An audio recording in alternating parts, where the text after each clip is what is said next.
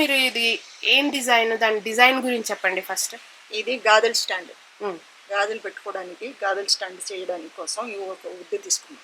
ఎంత కావాలో అంత మార్క్ చేసుకొని దానికి ఇది పెట్టేదానికి హోల్ చేసేదానికి మార్క్ చేసుకున్నా. మార్క్ చేసుకొని చేయడానికి దీంతో పట్టి ఇలా కొట్టి హోల్ చేసుకున్నా.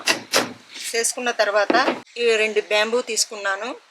కరెక్ట్గా ఒక లెవెల్గా కట్ చేసుకొని అడుగు భాగాన్ని బాగా స్మూత్ చేసుకొని ఇందులో ఫుల్ హోల్స్ వేయలే, హాఫ్ హోల్స్ వేసి ఇందులో పెట్టాను.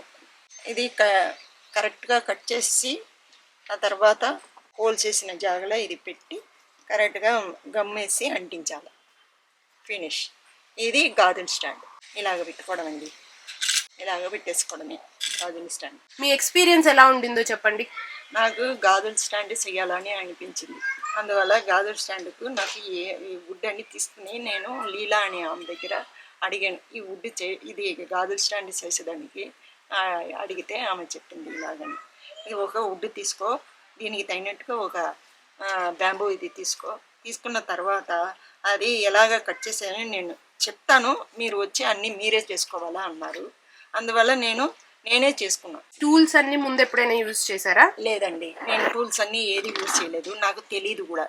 అప్పుడు ఈ టూల్స్ అన్నీ ఇచ్చి ఇలా చెయ్యాలని ఆమె చెప్పింది. ఇలా హోల్ వేసుకోవాలా, ఇలాగా కరెక్ట్గా మార్క్ వేసుకోవాలా.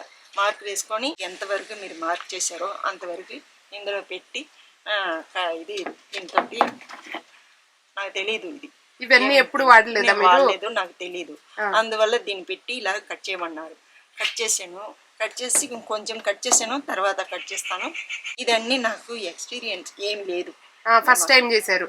నచ్చింది అయితే మీకు? చాలా నచ్చింది నాకు. ఇంకా చెయ్యాలని కూడా అనిపించింది. చెప్తాను అన్నారు, అంతేగాని మీరుగా చేస్తేనే మీకు ఎక్స్పీరియన్స్ వస్తుంది అన్నారు. ఇంకా కూడా నాకు చెయ్యాలనిపిస్తుంది. ఇంక ఏం కావాలనో ఏమేమి చెయ్యాలనిపిస్తుందో అదన్నీ ఇంకోసారి వచ్చినప్పుడే నేను చేస్తాను. Okay, perfect.